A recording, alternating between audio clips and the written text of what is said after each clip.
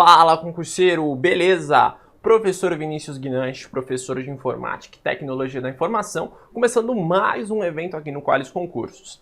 E nesta aula nós iremos corrigir as questões do TCE do Rio de Janeiro, tá? Você aí que fez a prova, você também que não fez, vai prestar outros concursos CESP, essa aula aqui eu tenho certeza que ela vai te ajudar. Inclusive você que está estudando para a Polícia Federal, nós faremos aqui algumas questões que podem sim ser aproveitadas. Aliás, a maioria delas podem ser aproveitadas, né? Uma ou outra não está no edital da Polícia Federal, mas além da Polícia Federal, você também tem a Polícia Civil do Distrito Federal, que é o mesmo edital, basicamente. Tá? Então você consegue aproveitar ali ambos os concursos que virão, tá? Então vamos lá para os slides e vamos começar resolvendo aí, que nós temos bastante questão para resolver neste evento de hoje. Muito bem, então, TCE do Rio de Janeiro, controle externo. Vamos falar aí da matéria de análise de informação. Antes da gente começar aquela rápida apresentação, para os que não me conhecem, eu sou o professor Vinícius Guinanche, sou professor de Informática, Tecnologia da Informação e Análise de Informação. Bom, deixa aí as nossas redes sociais aqui no Qualis Concursos, já se inscreva no canal, deixa bastante like, tá? Se você ainda não é inscrito, comenta aí também, a gente quer saber bastante o que vocês gostariam de saber, das novidades que vocês gostariam que nós trouxéssemos aqui, ok? Siga-nos lá no Instagram, @QualisConcursos, e aqui também você consegue acessar o nosso site, o site do Qualis Concursos, e fazer o download do material. Então, enquanto eu estou falando aqui, você já tem que acessar aí www.qualisconcursos.com.br e baixar o material dessa aula. Eu vou deixar o link aí também na descrição do vídeo, tá? Lá você vai ter todas as questões com os gabaritos preliminares da banca CESP, tá? Então, você já vai ter acesso aí e eu recomendo que você faça isso, pois vai ficar muito melhor a sua visualização.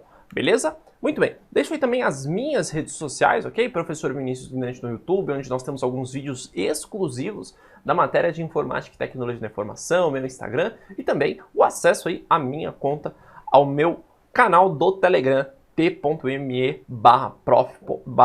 Vinícius Guinanche. Muito bem, tendo isso em vista, antes da gente começar, eu gostaria de trazer algumas novidades aqui do Qualis Concursos, né? A primeira é o nosso curso de Informática Básica, que acabou de estrear lá no Qualis Concursos, tá? É só você acessar lá e já adquirir o seu. Então você que está começando a estudar, tá ali no zero ainda, né?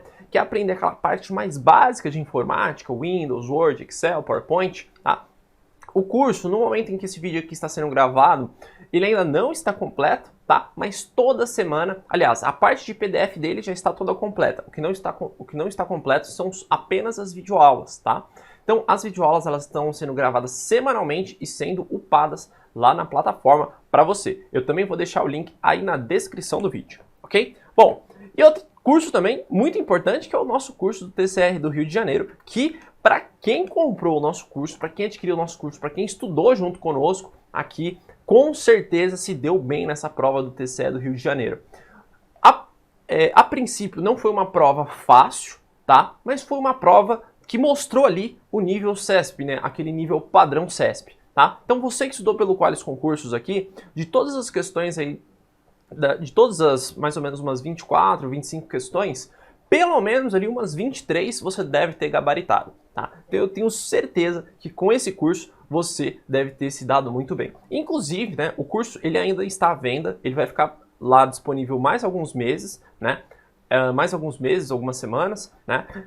E depois ele vai ser retirado do ar. Então, se você não adquiriu ainda, adquira, tá? Mas, professor, o concurso não já passou? Sim, já passou. Mas ainda mesmo assim vale a pena. Por quê?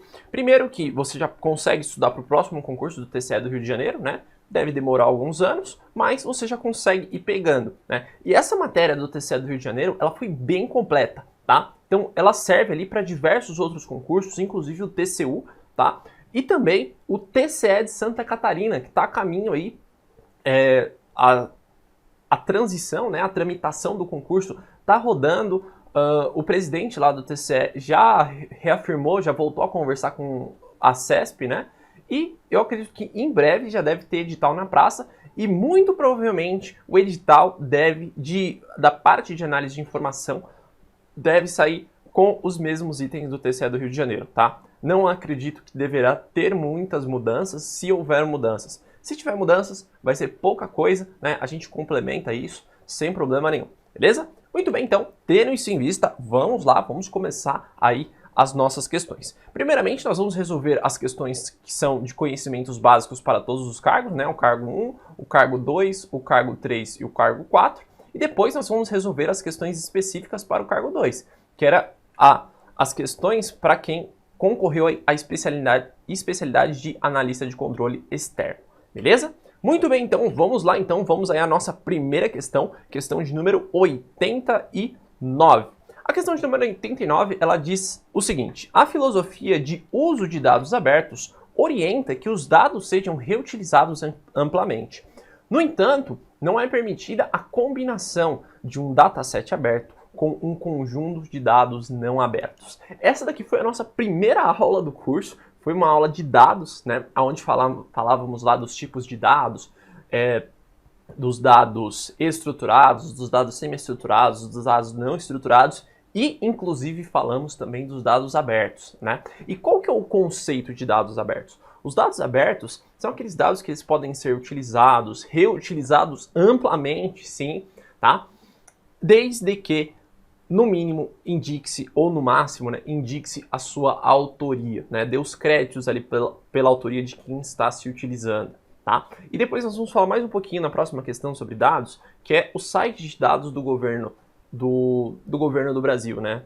www.dados.gov.br, tá? Dentro desse site você consegue ter acesso ali a diversos tipos de dados, tá? Os dados abertos, né? Você consegue utilizar ele de várias maneiras, conforme a gente falou. Entretanto, vamos analisar um ponto específico ali da questão, né? A filosofia de uso de dados orienta que os dados sejam reutilizados amplamente. Os dados abertos podem ser utilizados amplamente? Podem sim. Aí ela diz, no entanto, né? Então aqui nós temos aqui um conectivo adversativo, tá?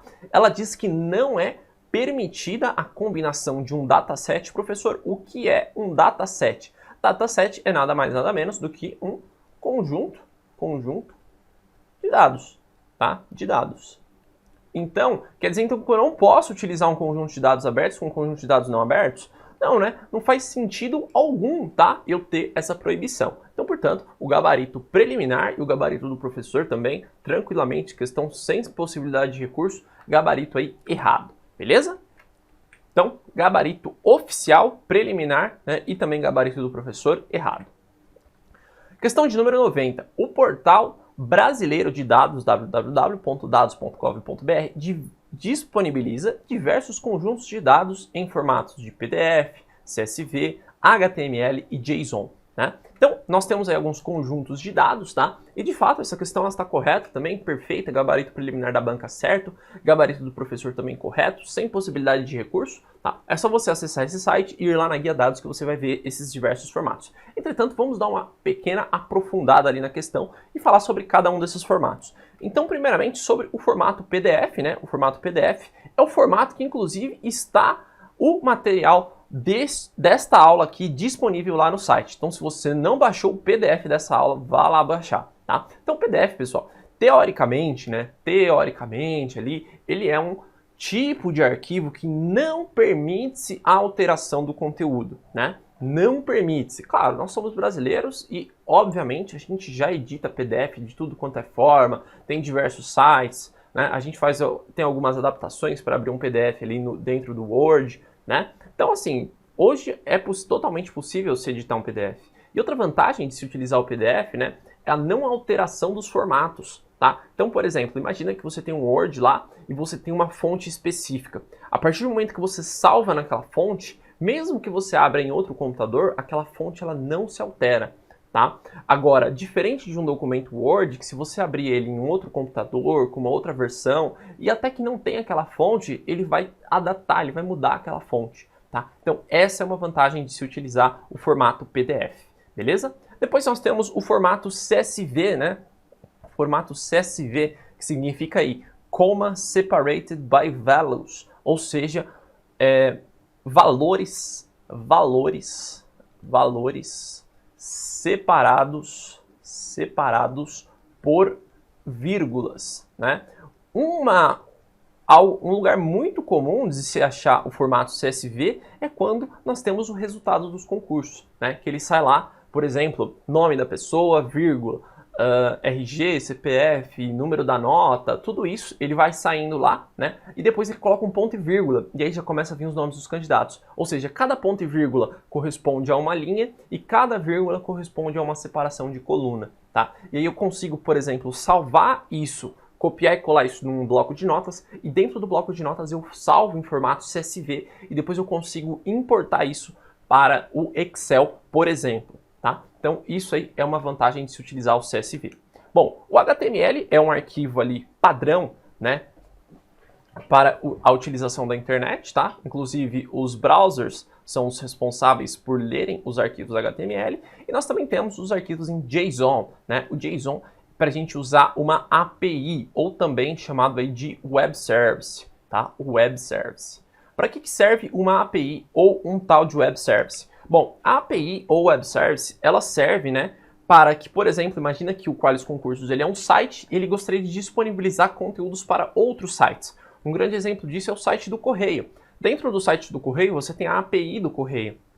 E lá, o Correio ele quer disponibilizar informações para os usuários, como para outros sites, inclusive. Como, por exemplo, nome de rua, CEP, rastreamento de encomenda, tá? Então, para que serve a API? A API, você envia um dado para ela e ela te responde com outros dados. Por exemplo, você manda o seu CEP lá para o site do Correio e ele te responde com o nome da rua, bairro, cidade, né, estado, tudo isso. Então, para isso que serve uma API, tá bom? Então, para a gente concluir aqui, a nossa questão está correta. Muito bem.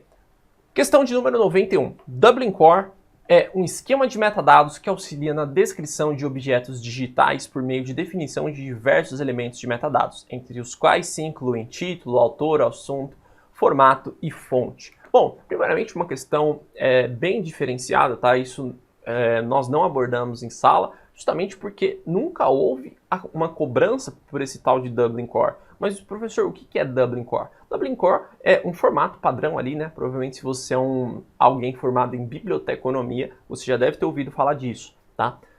Geralmente, né, esse pessoal mais escriturário, né, pessoal que trabalha ali em bibliotecas, na organização de arquivos, de dados digitais, utilizam alguns formatos. E um desses formatos é o Dublin Core. O Dublin Core ele é um padrão ali de metadados que faz exatamente o que está descrito, né, o que se mostra na descrição. Então ele traz alguns formatos, né, alguns metadados, como por exemplo o título do arquivo, né, informações a respeito do arquivo. E se você sabia o conceito de metadados, né, que são os dados sobre outros dados, muito provavelmente você conseguiria acertar essa questão. Então se você acertou, meus parabéns, o gabarito dessa questão está correto e é perfeitamente o que se mostrou no edital, portanto gabarito preliminar ok, tá bom? Gabarito certo, não vejo possibilidade de recursos, ok? Então, questão de número 91, gabarito aí correto, né? Só para a gente ler novamente, Dublin Core é um esquema de metadados, né? Então um esquema, né, ou um formato aí, né, um padrão, que auxilia na descrição de objetos digitais. Exatamente o que os metadados fazem, né? Descrevem dados de outros, são dados que descrevem outros dados. Por meio da definição de elementos de metadados, entre os quais se incluem título, autor, assunto, formato e fonte. Beleza? Vamos lá, mais uma. 92. Os dados sintáticos, estruturais ou semânticos descrevem respectivamente. Os sintáticos descrevem a sintaxe? Sim. Os estruturais, a estrutura, e o semântico, o conteúdo? Exatamente isso, tá? Bom, nós temos diversos outros tipos de classificação dos metadados, tá? Nós falamos algumas em sala, mas não falamos todas. Essa classificação foi uma das que nós não falamos. Mas está perfeitamente correto, é exatamente isso, conforme trazido por algumas doutrinas, tá? Então, também, gabarito preliminar correto, sem possibilidade de recurso, tá? Segue-se aí o baile, aguardemos alguma posição da banca, mas acredito que não deve ter nenhuma alteração, tá bom? Então, o gabarito dessa questão está correto. Vamos lá. Questão de número 93. Um dado que está inserido em um contexto pode ser denominado informação? Eu diria que não só pode, tá? Não só pode, como deve ser, né? Deve ser denominado informação. Por quê? O dado, né? O dado, qual que é o conceito de dado? É uma informação é algo bruto, né? Uma informação não, perdão. É algo bruto, é algo sem sentido, tá? Sem sentido. E quando eu reúno um dado ou um conjunto de dados que passam a ter algum sentido, né, passam a ter alguma coisa que eu consiga ler e entender, isso passa a se chamar informação. Então a questão ela está perfeitamente correta, tá? Não só pode, como eu diria, complementando ainda, que deve sim ser chamada informação, tá? Então o gabarito da questão de número 93 está perfeitamente correto. Vamos lá. Número 94. No modelo relacional de banco de dados, os elementos ficam armazenados em tabelas bidimensionais. É isso mesmo, professor? Por que tabelas bidimensionais? Porque nós temos apenas duas dimensões, né? Apenas duas dimensões. E quais são essas dimensões, professor? Nós temos as colunas e nós temos as linhas, tá? Então essas são as duas dimensões. Simples, contendo linhas, olha que legal, e colunas, né? Olha que bacana. E os elementos de um arquivo do banco de dados podem relacionar-se com diversos elementos de outros arquivos. Eles podem ter essa relação, professor? Claro que podem, né? Por exemplo, você nunca entrou num site e lá dentro daquele site tinha um arquivinho para você baixar? Ou seja, será que aquele arquivinho ele não estava ali provavelmente só para quem era membro, né? Provavelmente você só consegue baixar os materiais do Qualis Concursos se você se cadastrar no site. Ou seja, primeiro você precisa fazer uma autenticação dentro do banco, que vai ser autenticado no banco de dados, né? E depois você consegue sim baixar aquele arquivo, tá? Então, obviamente, há sim essa relação do banco de dados, das informações do banco de dados, com outros arquivos, tá? Então, também, questão perfeitamente correta, sem possibilidade alguma de recurso, tá? Tranquilamente perfeita, ok? Muito bem, então, questão de número 94, gabarito correto. Questão de número 95. As limitações dos bancos de dados relacionais que utilizam o modelo entidade de relacionamento, o famoso MER, né? O famoso MER, podem ser superadas por meio do uso de ferramentas OLAP. Bom, aqui nós temos já uma questão multidisciplinar, que envolve a utilização de conceitos, né, de bancos de dados relacionais e bancos de dados multidimensionais, ou também chamados de bancos de dados dimensionais. Vamos aqui observar comigo, vamos tentar desenhar isso, para que a gente consiga relembrar alguns conceitos. Nós trabalhamos isso muito em sala de aula, tá? E vamos lá para ver como que a gente fala. Inclusive, nas nossas aulas, nós fizemos até uma tabelinha, né, diferenciando o OLAP, tá? Diferenciando o OLAP para o LTP. OLTP, né? O OLTP, a gente utiliza ele para os bancos de dados relacionais, tá? Relacionais. Já o OLAP nós utilizamos para os bancos de dados multidimensionais, tá? E o que acontece? Os bancos de dados relacionais, eles têm algumas limitações, né? Ou seja, eles trabalham ali com linguagem SQL, né? Então, acaba tendo algumas grandes limitações. Por quê? Em vistas das suas transações, né? Eles não são bancos de dados para consulta, eles são bancos de dados ali para registro, né? Para alteração, eles estão transacionais, ou seja, eles estão sendo alterados frequentemente, né? Então eles têm de fato algumas limitações. Já o OLAP, ele é algo muito mais robusto, que foi desenvolvido ali para os bancos de dados multidimensionais, né? O que é, na verdade, esse OLAP e esse OLTP? São formas de visualização do meu banco de dados, tá? Que eu consigo estabelecer algumas técnicas, né? E de fato, tá? O OLAP, ele consegue sim, né, ser aplicado. Claro, o banco de dados, ele já tem de ser, logo no começo, ele tem de ser projetado para isso, para suportar, tá? Esse processo de análise multidimensional, tá? E eu consigo sim, inclusive ele acaba até otimizando o uso do meu banco de dados. Então é perfeitamente possível. A questão de número 95, ela está correta, ok? Sem possibilidade de recursos também. Vamos lá. Questão de número 96, ETL. ETL é uma ferramenta utilizada para extrair informações e realizar a análise multidimensional do Data Warehouse. Nossa, professor, quanta informação nessa questão, né? Primeiramente, vamos lá. O que acontece? Nós temos ali algumas informações, né, que são enviadas lá para o nosso DW, né, nosso famoso Data Warehouse. Então, o que é um Data Warehouse? Data Warehouse, ele é um banco de dados, né, um tipo de banco de dados, também chamado de banco de dados multidimensional ou dimensional, destinado especificamente a consultas, tá? Então, o tratamento dele é consultas, é guardar dados históricos, é guardar uma grande quantidade de dados. Justamente por quê? Porque quanto mais informação, melhor. Isso vai me trazer um conhecimento melhor, tá? Isso vai me trazer informações mais valiosas, né? Quanto mais dados eu tiver, melhor. Já o banco de dados transacional, que é aquele do dia a dia, onde ocorre a inserção, remoção, atualização de conteúdo a toda hora, a todo momento, todo minuto, todo instante, não é bom, porque quanto mais dados eu tiver, acaba impactando ali o desempenho do meu banco de dados. Então, o que eu tenho que fazer regularmente? Eu tenho que tirar as minhas informações do meu banco de dados e passar lá para o meu Data Warehouse. E não só do meu banco de dados, tá? Não só do meu banco de dados, mas também de outras fontes, né? De outros sistemas, tá? Eu preciso passar essas informações. Muitas vezes nós temos aqui dados estruturados, dados não estruturados. Eu preciso passar isso aqui para o meu DW, tá? Então, o que é o DW? Como que a gente faz isso? A gente faz isso através de um processo chamado ETL, né?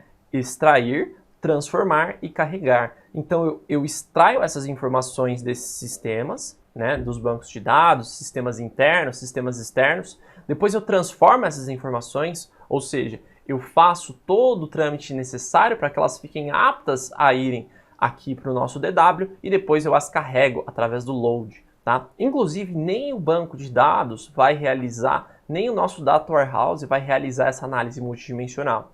Nós temos alguns outros processos de análise, inclusive chamado o tal do BI, Business Intelligence, que é responsável por realizar essa análise. Tá? O ETL não realiza análise, ele apenas vai extrair, transformar e carregar essas informações no banco de dados. Portanto, o gabarito da nossa questão de número 96 está errado, também sem possibilidade de recursos.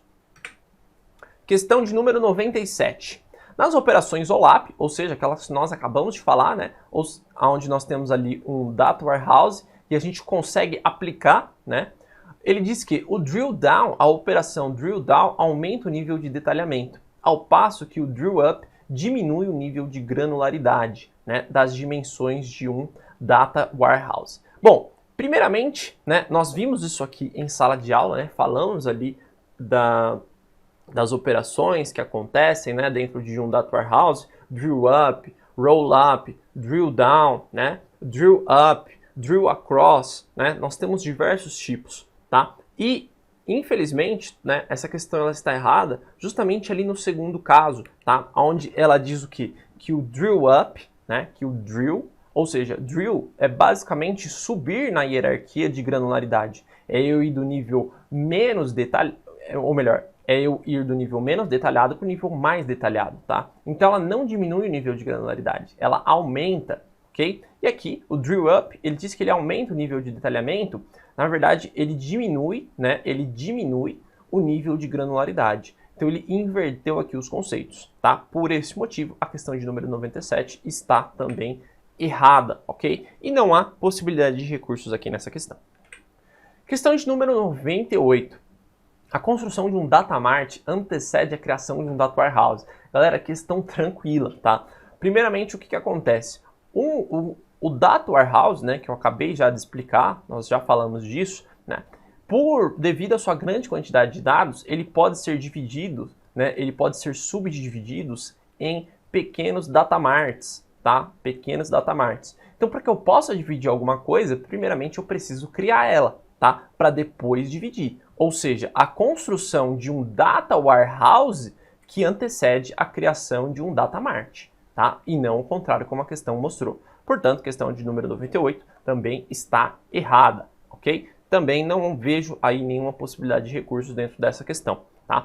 Bom, se você fez a prova, tá? Se você acha que há alguma possibilidade de recursos, comenta aí que eu quero muito saber a sua opinião, tá? Aqui, galera, ainda não houve, né, o gabarito oficial, né? Aquele depois dos recursos, né? Os recursos foram apresentados na semana anterior à gravação desse vídeo, tá? Já também, se você quiser fazer algum recurso, já não dá mais tempo, já fechou, tá? Mas vamos aí ver, né, se às vezes a banca CESP, por algum pequeno entendimento de alguém, ela resolve anular alguma questão, tá? Ou alguma coisa do tipo. Mas até o momento, nenhuma das questões analisadas eu vejo alguma possibilidade de recurso, de anulação ou de alteração de gabarito. Por enquanto, o os gabaritos preliminares que vêm sendo apresentados até o momento estão tranquilamente ok, beleza? Vamos continuando aí então. Questão de número 99. O Data Warehouse empresarial, bom, eu nunca vi um Data Warehouse pessoal, né? Imagina alguém que tem uma quantidade de dados. A banca CESP sempre inovando aí nos seus termos, né?